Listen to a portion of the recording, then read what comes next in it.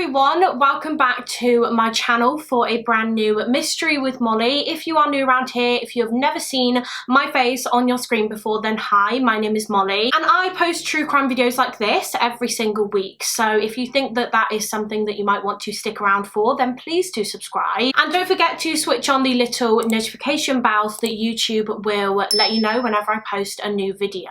This week we are going to be talking about a solved serial killer case from Minnesota, and this case is a particularly interesting one because this serial killer would commit his murders and then immediately confess. He would ring the police and tell them what he did, and he seemed to be very remorseful. He would literally weep on these phone calls as he was describing the killings, but he would never tell them his name. So the police had the very difficult task of trying to identify and apprehend this guy before he struck again. But quickly before we get into the case, I would like to say a special thank you to Established Titles for kindly sponsoring this section of the video.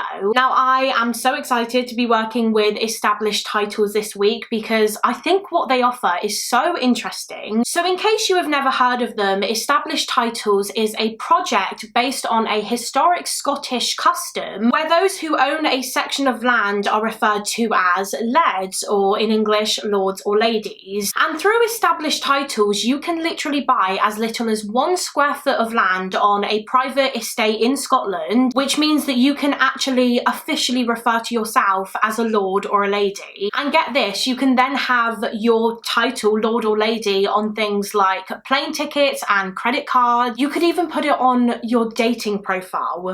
And I might have to do that on mine actually. Once you've purchased your dedicated land, Established Titles will send you your very own certificate with a crest, and on your certificate there will be a unique plot number, and using this plot number you will be able to actually see the exact location of your land. Established Titles offer both lordship and ladyship title packs, but they also have couple title packs so that both you and your partner can have official titles with your adjoining plots of land. That would be a really cute gift actually. If your partner's birthday is coming up, or maybe your anniversary, why not surprise them by making them a lord or a lady? But you know what, these titles are not just for people. Oh no, you could actually get them for your pets.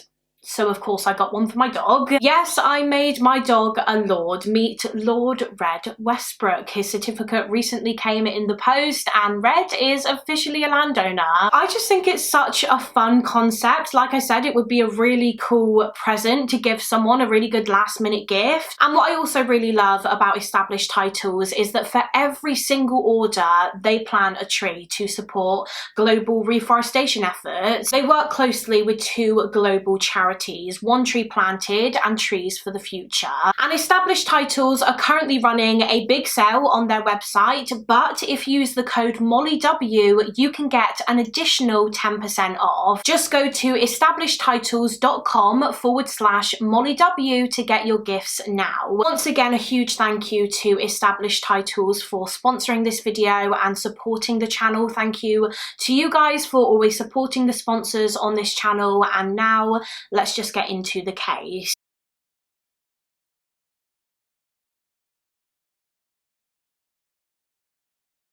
So for this week's case, we are going back to the early 1980s to the twin cities of Minnesota, St. Paul and Minneapolis. Specifically, our case begins in the capital of Minnesota, St. Paul. It was the 3rd of June 1981 when a couple of teenage boys were hanging out and just playing together in a field not too far from a highway construction site. And it was whilst they were playing in this field that they came across a horrific scene. They actually discovered a dead body. It was the dead body of a young woman. She was fully clothed and she was lying face down on the ground. As soon as the teenagers made this discovery, they got in touch with the police, who rushed straight to the scene. And it was immediately clear that this woman, whoever she was, had been a victim of homicide because she was absolutely covered in stab wounds. She had stab wounds pretty much all over her body, but mainly on her inner thigh,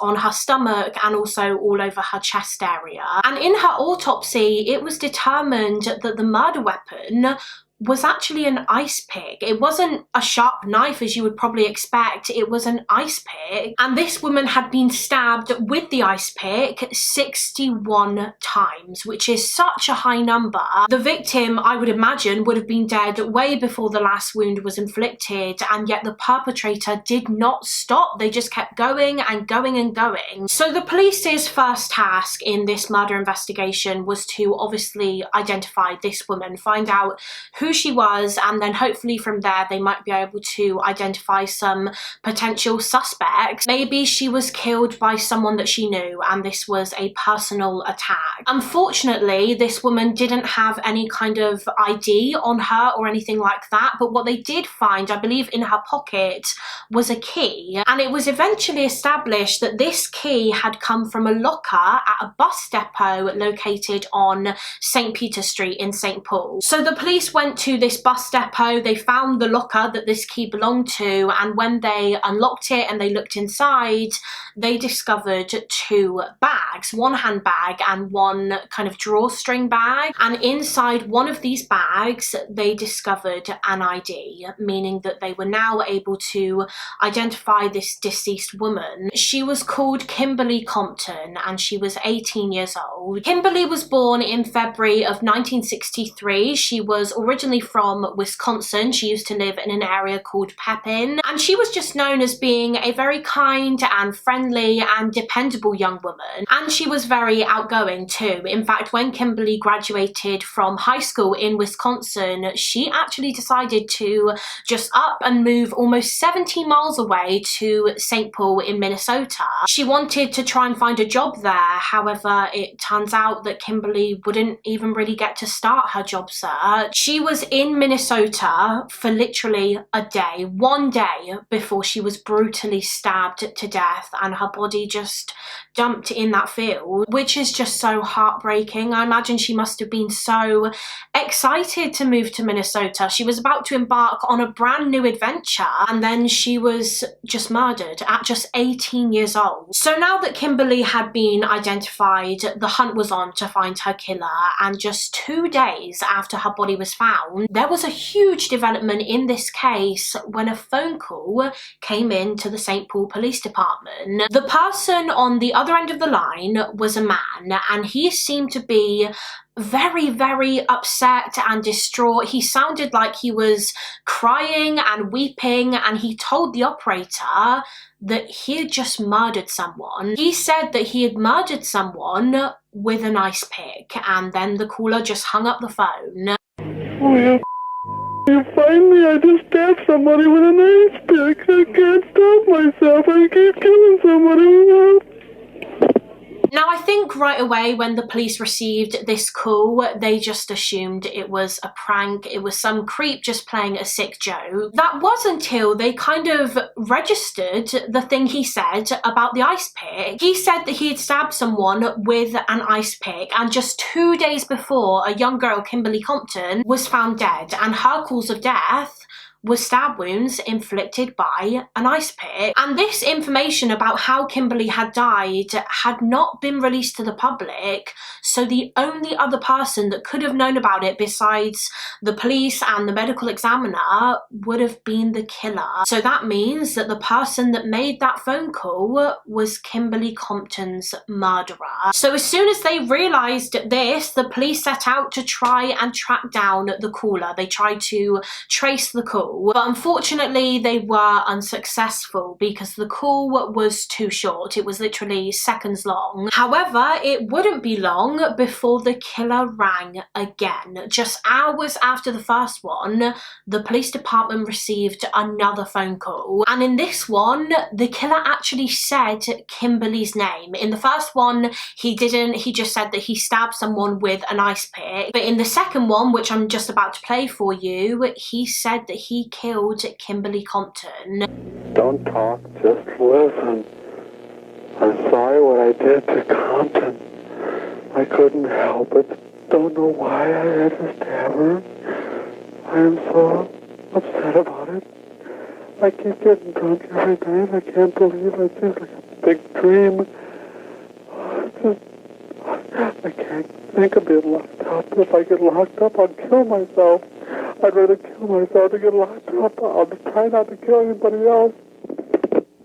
Now, luckily, this second call was longer than the first one, which allowed the police to trace it. They were able to determine that the call had been made from a phone box at a bus depot. I believe the same bus depot where Kimberly's bags were stored in that locker. So officers went straight to this phone box and they immediately started just speaking to anyone and everyone that was there to see if they saw the man that made the phone calls, or even if the man was still there. Maybe he was just hanging around the scene. However, that didn't seem to be the case. It appeared as though the caller had fled the area by the time the police arrived. The police did dust the phone for fingerprints, but of course this didn't really result in anything because it's a public phone and many people would have been using it and touching it, so they weren't really able to pick up the perpetrator's prints. And so what the police decided to do at this point was just watch the phone box at all times. They set up surveillance to see if the killer would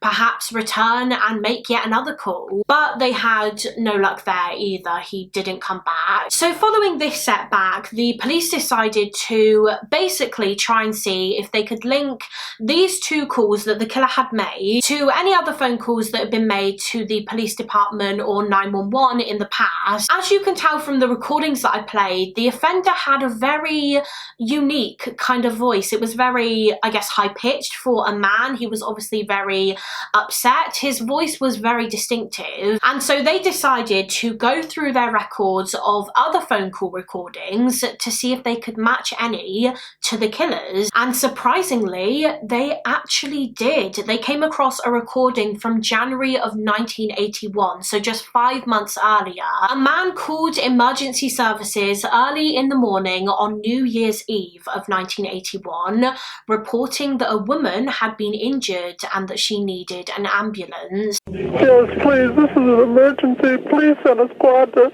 Pierce Butler Road, Mollenberg Manufacturing Company, machine shop. Please, there's an ambulance too. There's a girl hurt there. Can you tell me what happened to her? Just hurry, she's laying on the ground in the back by the railroad tracks, by the edge here. Hurry. What's the address? I don't know. Who are you?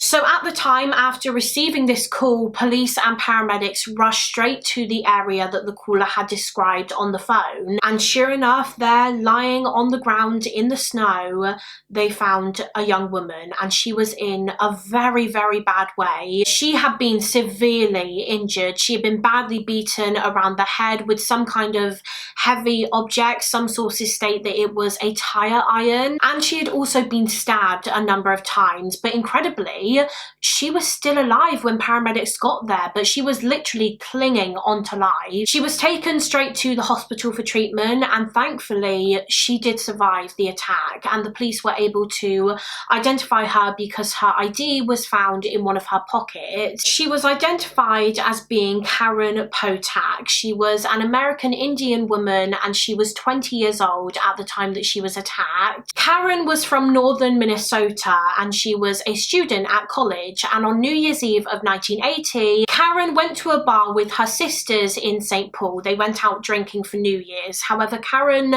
didn't actually stay in the bar for very long. Apparently, she wasn't feeling too great that night. She was feeling a bit low. She wasn't in the best mood, and so just after midnight, she decided to leave the bar on her own. And her sisters just assumed that she had gone back home. She'd had enough, and she decided to go to bed. However, she never actually made it home. At some point that night, as we know, Karen was attacked. She was stabbed and beaten by a man, a stranger, just meters away from where she was found. And she was only found because of that phone call that was made to the police, the one reporting that a young woman was injured. So the investigation into the attack on Karen Potack began, and of course, because Karen was still alive, she survived the attack, detectives wanted to speak to her and get get a statement from her as quickly as possible. And that's exactly what they did as soon as she was well enough to talk. Although, to be honest, Karen's statement really did not provide them with much information because she had no recollection of what happened. She had been beaten so badly around the head that she just couldn't remember any of it. She couldn't provide the police with any information about her attacker, like for example their description, what they looked like. And so unfortunately Karen's case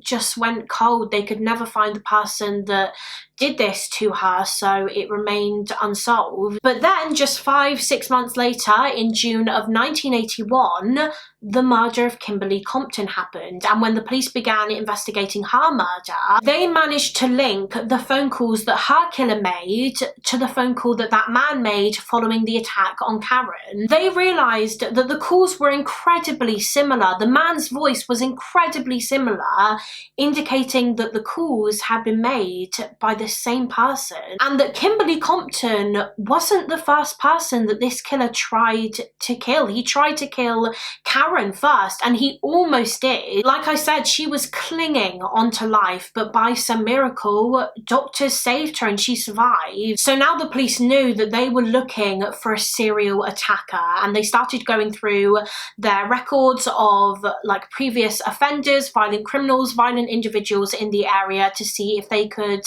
link any of them to these two cases, but they could never find any concrete evidence against any of them. And so in a desperate bid for help, a few weeks after Kimberly Compton's murder, the police made a public appeal, and they actually released a segment of the killer's phone call recordings. They were obviously hoping that someone out there would recognize the voice and contact the police, and actually a lot of people did. The police received numerous phone calls from members of the public saying, I think the voice is this person, or I think it could be this person. Although the police did follow up on these tips, and still they were unable to identify the caller. They weren't really getting any closer to identifying him. And so as a result of this, he was dubbed the weepy voiced killer because of his creepy phone calls in which he sounded to be weeping. Unfortunately, the police didn't really have any suspects in the inquiry until at least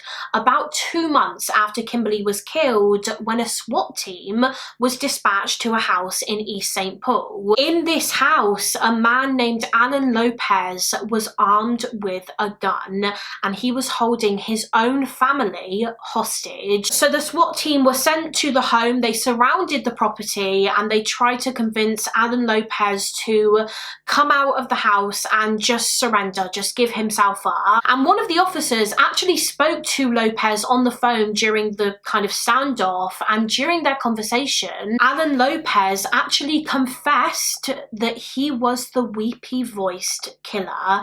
He said that he was the man who murdered Kimberly Compton. Eventually, at the end of this standoff, the police were able to successfully apprehend Alan Lopez, but sadly it was too late for his family. He had killed them. He had shot both his parents and his sister, and their bodies were found inside the house. I don't know why he did it. I don't know if he ever gave a reason, but apparently Alan had a lengthy history of committing violent assault, and he also suffered very badly with mental health issues. He had been hospitalized before due to his mental illnesses. But anyway, he was arrested following the murders of his family, and he was taken into custody. Now, they obviously had the evidence to prove that he had killed his family, but now the police had to work on trying to find evidence that linked him to the murder of Kimberly Compton and the attempted murder of Karen Potack. I mean, they had his confession to Kimberly's murder, and he was clearly an individual that would have been capable of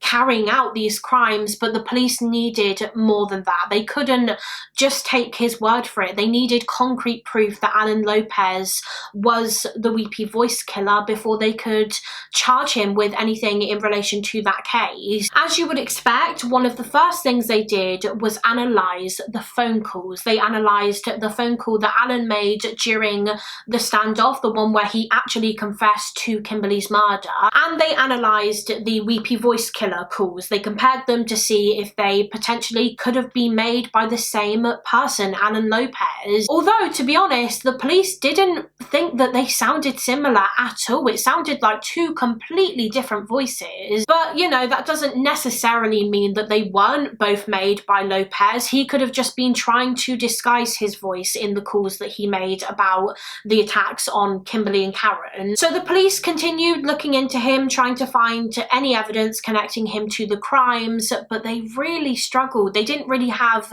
anything against him apart from his confession. And then suddenly, about 6 months after he killed his family and he was apprehended, Alan Lopez actually took his own life whilst he was behind bars, which meant that obviously now if they did find any evidence linking him to this case, he could never be convicted. Although as time went on, despite the lack of evidence, the police did strongly believe that he was the murderer. I mean, there were no more murders. After he was arrested, the attacks seemed to just stop. It seemed because the perpetrator was behind bars, or at least that was until August of 1982. So over a year after Kimberly Compton's murder, when it seemed as though the police had another brutal crime, another attack on their hands that bore a lot of similarities to the first two attacks. The date was the 6th of August 1982. A young boy who was delivering newspapers was walking along the Mississippi River in Minneapolis in Minnesota when he spotted a pair of glasses on the ground, like someone had just dropped them. So he started just looking around the scene, I guess, to try and see if he could find anything else, and he did. He actually noticed what he initially thought was a dummy, like a mannequin just lying on the ground. However, when he got closer and he actually touched this mannequin, he realised that it wasn't a mannequin at all. It was a real dead human body. So police were informed and officers were dispatched to the scene, where they of course also found the body. It was the body of a female, and it was quickly established that she had been murdered. She had numerous stab wounds all over her body, and these stab wounds were actually circular, so it didn't look like they'd been inflicted with a knife. It seemed as though this victim had been stabbed repeatedly with something like a screwdriver or maybe even an ice pick.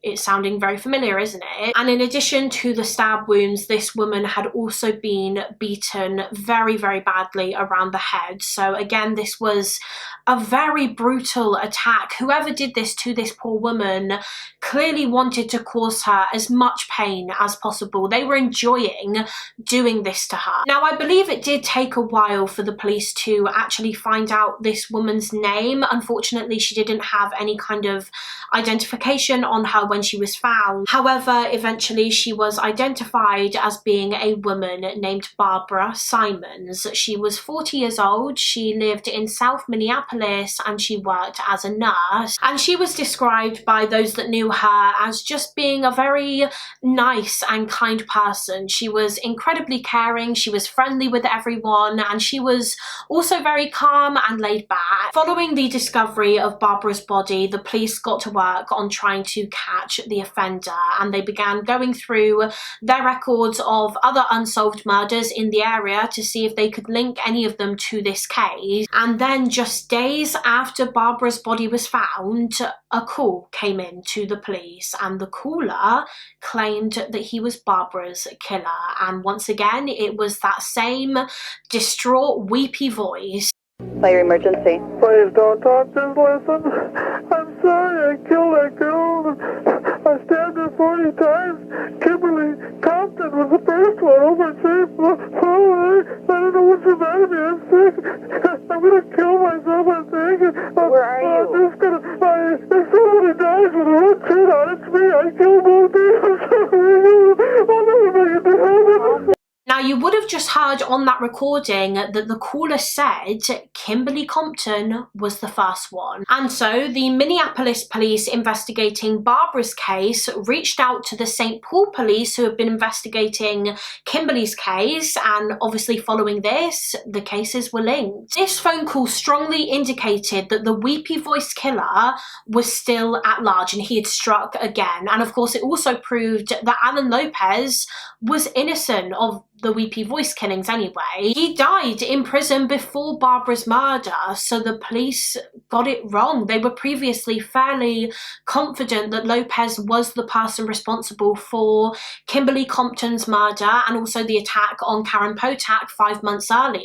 But this phone call after the murder of Barbara Simons proved that he wasn't, and the real killer was still on the loose, free to strike again. So it was at this point that the detectives actually got in contact with the FBI because they were really struggling. They still had absolutely no idea who the perpetrator was, so they needed the FBI's help to catch this guy. And when the FBI got involved, a profile of the murderer was created. They theorized what kind of killer this guy was. It was actually theorized that although on his phone calls he came across very upset, very, I guess, remorseful, he probably wasn't actually like that at all. He didn't feel guilty for what he did, he just wanted the attention, and he knew that if he acted this way during the calls, the more attention this case would receive. It was also speculated that this was a killer that really liked to mess with the police, play around with them. He liked playing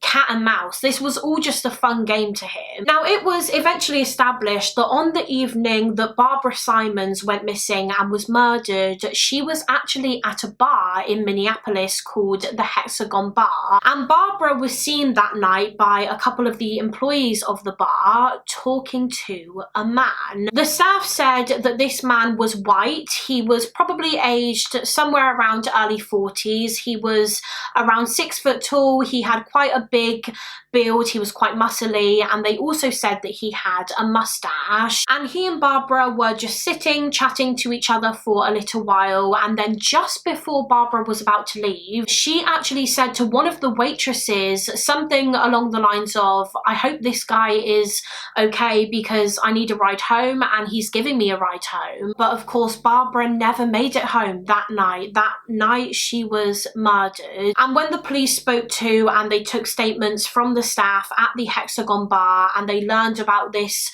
white male that Barbara left with, he instantly became the top suspect. She clearly had accepted a lift from him that night, but maybe his intentions were not pure. Maybe he just said that he would take Barbara home, but instead he was the one who beat her and stabbed her to death and then just dumped her body by the Mississippi River. So now the police had one of their biggest lines of inquiry yet. They actually had a description of the killer's appearance. Prior to Barbara's murder, they had no idea what he looked like, no idea what to look out for because they had no witnesses. So this was a pretty big step forward in the case. So now that they had this description, the police decided to basically pull together some pictures and mugshots of various different men in the area who had previously been arrested or convicted of any kind of violent crime or assault, and who also somewhat matched the description of the man that Barbara was seen with in the bar, a white male in his early 40s with a mustache. And then they took these pictures of these men that matched the description to the staff who were working in the Hexagon Bar on the night that Barbara was killed. They obviously wanted to see if any of the staff recognized any of these men as being the man that Barbara left with, and surprisingly, they actually did. As soon as they saw one of these pictures, they instantly said, "That's it, that's the man that we saw Barbara talking to that evening." The man that they picked out of the photo lineup was named Paul Michael Stefani, and he was around 38 years old at this point in 1982. So let's talk a bit more about him. Paul was born on the 8th of September 1944, and he was raised in the city of Austin in Minnesota. And Paul had a big family. He was actually one of 10 children, and he was the second oldest, and apparently his family were highly religious. They were Catholic. Now, I don't believe Paul ever had a relationship with his biological father because his mother married another man when Paul was just a toddler, so that man became his stepfather. And according to sources, his stepfather was a very, very abusive and violent man, so Paul and his siblings really did not have the best childhood growing up. Sources state that when Paul left high school in his teenage years, he went straight into the world of work, and I think he went from job to job a lot. He never really stayed in one job for too long. He could never keep a job for very long. At one point he worked as a shipping clerk, he later got a job as a janitor, and he got married. I'm unsure exactly when this was, but he married a woman named Beverly, and they had a child together, a daughter. Although by the time this case occurred in the early 80s, he was no longer with his wife. They had separated, and from what I can gather, he had absolutely no contact with his daughter.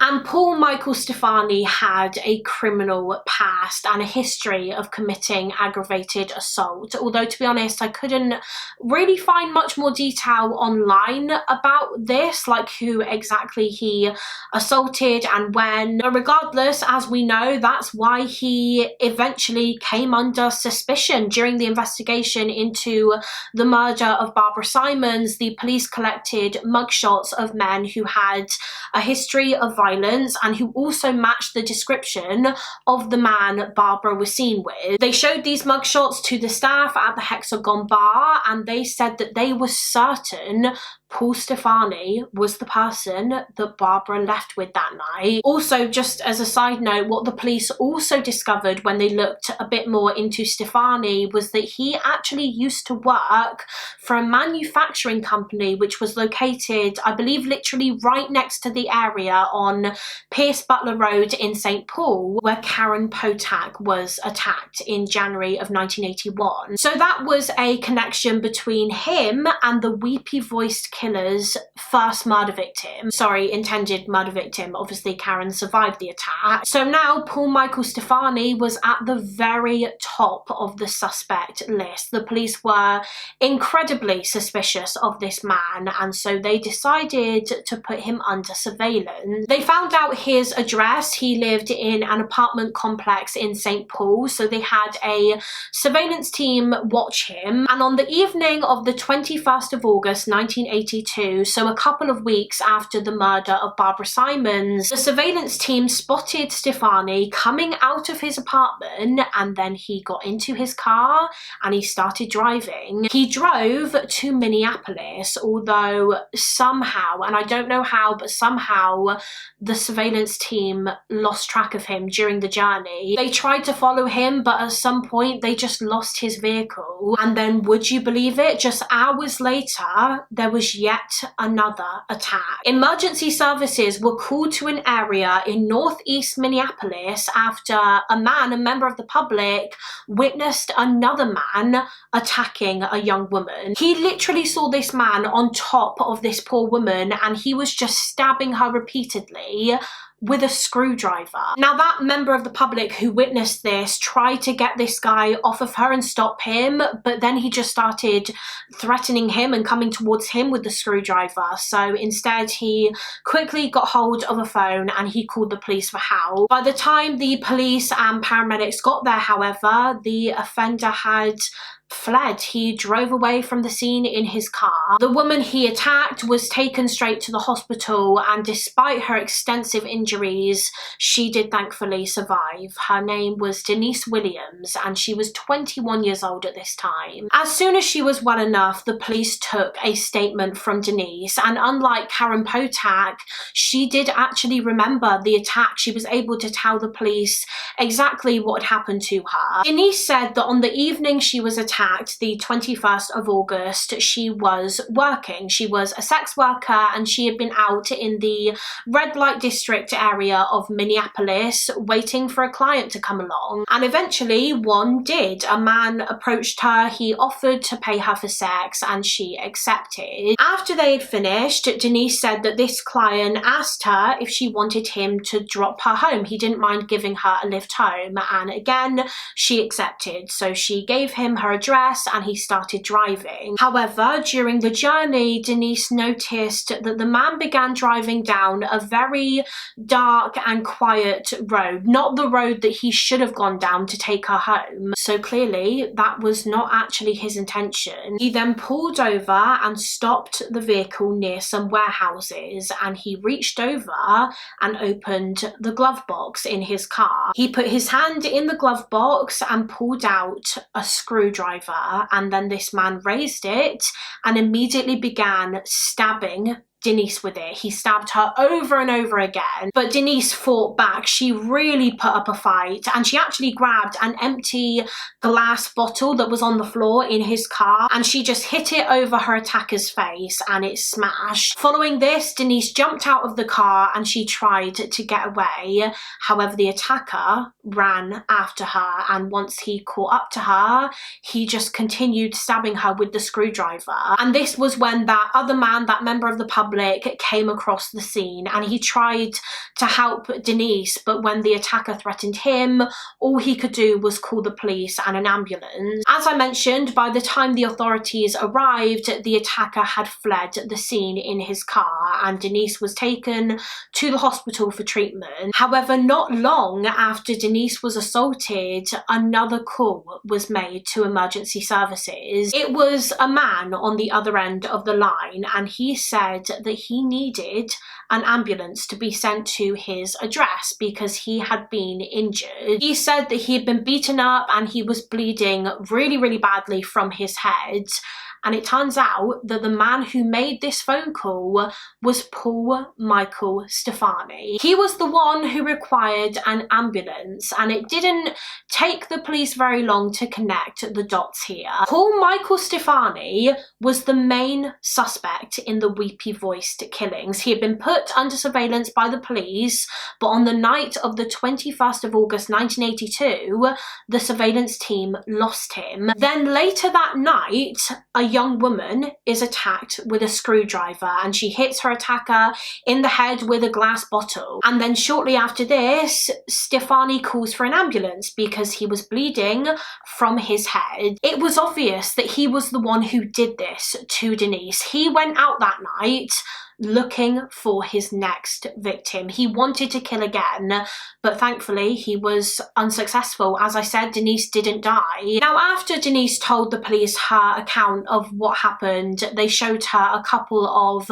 mugshots of different men, violent offenders. One of these mugshots was obviously of Paul Stefani. And literally as soon as Denise saw Paul's picture, she immediately said that he was the one who did it. He was the man that attacked her with the screwdriver. So now the police knew for definite that they had the right man, and it was following Denise's attack that Paul Michael Stefani was arrested. He was taken to the police station where he was questioned by the detectives, and one of the first things the police asked him was about the injuries on his head and on his face. How did he get them? And his response was that he had basically been mugged. Someone had beaten him up after they tried to rob him. But I mean, of course, the detectives did not believe him at all. They knew that that was a lie. They knew that he actually sustained these injuries during the struggle with Denise Williams after she hit him with the glass bottle. But they continued questioning him anyway, and at one point during his interview, the police got out some pictures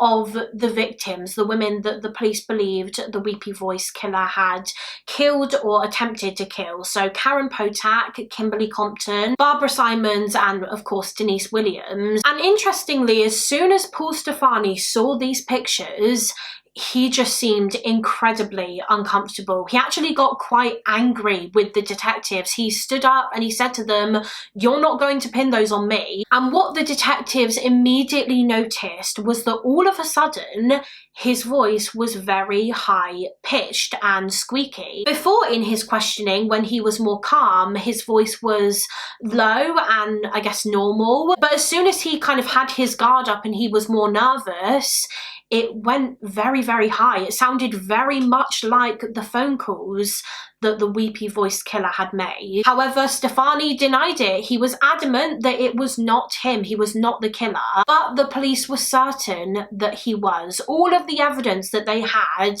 pointed to him. The witness statements, so the statements from the staff at the Hexagon Bar, and also the statement from Denise Williams. The phone calls, they actually also had blood evidence from his vehicle where the attack on Denise took place. There was blood all over the seats in his car. So they had quite a solid case against him. Well, kind of, in some aspects they did. They had pretty solid evidence linking him to the attempted murder of Denise Williams and the murder of Barbara Simons because of the witness statements. However, the same could not really be said for the first two cases, the attempted murder of Karen Potack and the murder of Kimberly Compton, which happened in 1981. The only thing they really had that connected those two cases to the weepy-voiced killer was the phone calls that the attacker had made, but that's not necessarily solid concrete evidence against Paul Stefani. It's circumstantial evidence at best. Unfortunately, the police knew that it just wouldn't be enough to prove in court that he was the one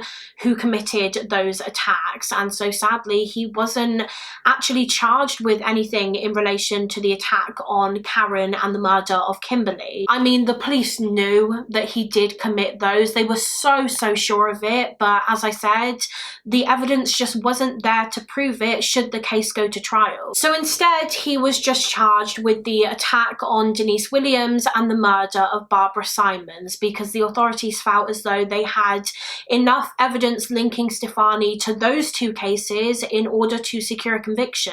As expected, Paul Stefani pleaded not guilty to the charges, which meant that a trial had to go ahead, and his trial began in February of 1984 at the Hennepin County Courthouse in Minneapolis. And what's really interesting is that one of the witnesses who testified during the trial for the prosecution side was actually one of Paul's sisters. One of his sisters gave evidence against him. In the courtroom, she was played the recordings of the phone calls that the killer had made, and after she heard them, she got really emotional. She broke down and she said that she was sure that that was her brother's voice on the calls. That was Paul, which was huge for the prosecution's case. I mean, if Paul's own sister even says, yeah, that's him, that's his voice, then that's pretty damning evidence. And according to one source, his ex-wife also testified during the trial that she too believed it was Paul's voice on the recordings, and also another woman that he once lived with said the same. Of course, Paul's side, his defense team, tried to dispute the evidence against him. They maintained that he wasn't the killer, he was innocent. However, ultimately, at the end of the trial, the jury agreed with the prosecution, and Paul Michael Stefani was found guilty, and he was convicted of the murder of Barbara Simons and the attempted murder of Denise Williams. For what he did to Denise, Stefani was sentenced to 18 years in prison, and for the murder of Barbara, he was sentenced to 40 years. So 58 years in total, and he was around 40 years old by the time he was convicted. So at the earliest, he could have been potentially released when he was 98, if he made it to that age, of course. However, despite his conviction, this case was actually far from over, because in 1997, so about 13 years after he was found guilty and sent to prison, Paul Stefani, who was now in his early 50s, actually got in contact with the authorities whilst he was behind bars. And he got in contact with them because he said that finally, after all these years, he wanted to confess to his crimes. He wanted to finally tell the truth. Well, under one condition. He said that he would come clean to the police if they did something for him first, if they did him one favour. You see, by this point, by 1997, his mother had passed away. From what I can gather, she died after he was imprisoned, and so he had never been able to visit her grave and see her headstone. But he wanted to see it. He wanted to see his mother's burial site, and so he said to the police, if you go to the cemetery where my mother is buried and you take a photo of her headstone and you bring it to me, I will tell you everything. And so the police did what he asked. They took him the picture and then they sat down with Paul Stefani, and he finally confessed. He finally admitted that he was the weepy voiced killer. He confessed to the attempted murders of Karen Potack and Denise Williams and the murders of Kimberly Compton and Barbara Simons. But shockingly, that wasn't all. Those weren't the only crimes that he admitted he was responsible for. Paul Michael Stefani actually confessed to a third murder. He said that he had another murder victim that the police had just never connected him to. He said that he killed another woman in July of 1982. So after the attack on Karen Potack and the murder of Kimberly Compton, and just a month before the murder of Barbara Simons and the attack on Denise Williams, Paul said that he couldn't remember many details about this victim. He couldn't remember her name or her address or anything like that. All he could do was provide the police with information about the actual murder, like how he killed her. He said that on the 21st of July 1982, he was in this woman's house. I think he broke in or something, and he said that he drowned her in the bathroom. He held her under the water in her bathtub until she was dead, and then he just left her body in the tub. So now, over a decade later, in 1997, the police had the task of trying to identify this victim. Who was this woman that Stefani drowned in the bathtub all those years ago?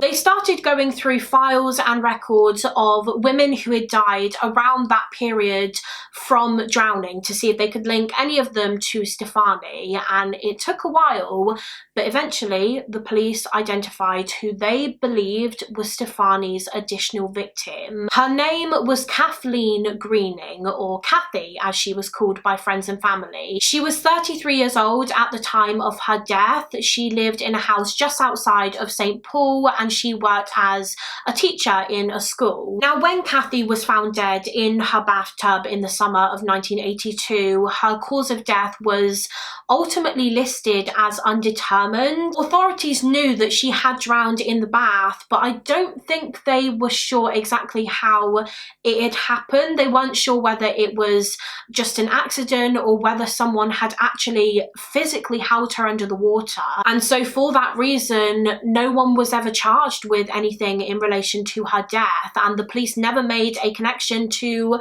the weepy voiced killer, Paul Stefani. It obviously wasn't until about 15 years later that he was linked to Kathy, and only because he confessed to it. Had he never confessed, it's more than likely that the connection would still have never been made, because, well, number one, the method of killing was entirely different with his other victims. Paul beat them and stabbed them repeatedly. Kathy was the only one that he drowned, and also Kathy's case was the only one where he didn't make a phone call afterwards. With the others, he called authorities after the attacks and the murders and he confessed, but he didn't do that with Kathy, which does seem very strange. I wonder why he decided not to make a call after Kathy's murder. When the police properly looked into Kathy's case following Stefani's confession, they were able to confirm that he was telling the truth. He did kill Kathy because he knew details about the case that only the killer would have known. For example, he was able to give details about what the inside of Kathy's house house looked like. He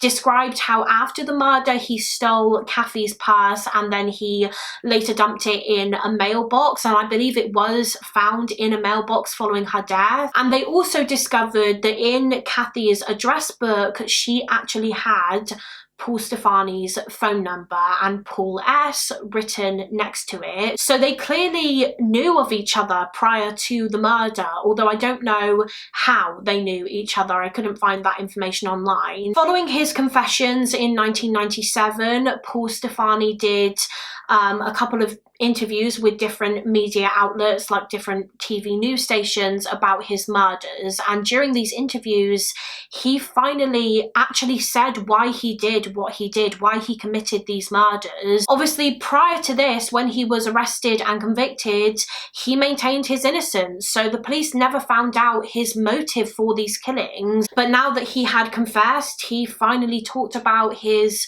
reason for what he did, and he said that before each attack he heard a voice in his head, and this voice just kept telling him over and over again, Paul, it's time to kill, Paul, it's time to kill. And the voice wouldn't stop until he did what it said, until he murdered someone. But of course we don't know if that is true. He could have possibly just been making that up so that in a way he had something else to blame. No further charges were brought against Paul Stefani after he confessed to his crimes. I mean, he was in prison for life anyway. And actually, just the next year, on the 12th of June 1998, he died whilst he was still in prison. He had previously been diagnosed with cancer, which was terminal, and I believe that was partly the reason why he decided to confess in 1997, because he knew that he was going to die soon. And he was a very, very religious man. If you remember earlier, I said that he was born into a Catholic family. So he felt as though if he confessed his crimes before he passed away, God might still let him into heaven if he finally told the truth. But yeah, he died whilst he was still in prison at 53 years old. And that is it for this case. That is the case of the weepy-voiced serial killer, Paul Michael Stefani. He had 5 victims in total, 5 victims that we know of anyway, 3 murder victims and 2 attempted murder victims. But of course, as we know, in the end, he was only convicted of 2 of those cases, which is just awful for the other victims and their families. But I guess it wouldn't have necessarily affected the outcome of his time in prison. He would have still died in prison even if he hadn't been convicted of those other attacks. But yeah, that is it for this case. As always, please let me know your thoughts and opinions in the comments. You can also let me know of any other cases that you would like to see me cover on this channel. Again, you can let me know in the comments, or I do have a case request form linked in the description box of my videos. Thank you all so much for watching. Please do give this video a thumbs up and subscribe if you haven't already, and I will see you again next week for another mystery with Molly. Bye!